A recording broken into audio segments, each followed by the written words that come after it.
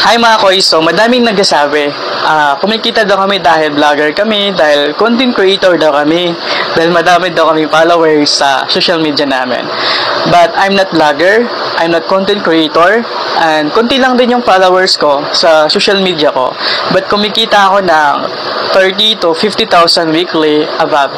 So, kahit hindi ka content creator, kahit hindi ka vlogger, kahit konti lang yung followers mo, pwede kang kumita nito. Dahil sa pag-upload mo pala ng mga shorts video, sa pagpo-post mo ng mga short video sa social media mo, pwede mo nang pakitaan yan.